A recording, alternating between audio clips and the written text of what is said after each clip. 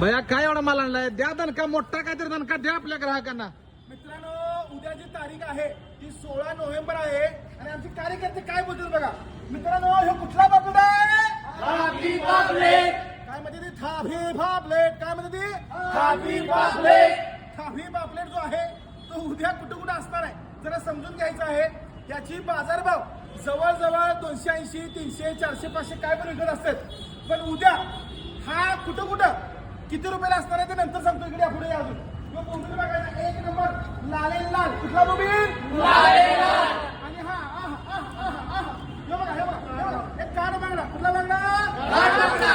मित्रांनो, थापी पापलेट, बोंबील आणि कान बांगडा. उद्या आष्ट्याला गाडी येणार आहे. आष्ट्याला हे लक्षात घ्या.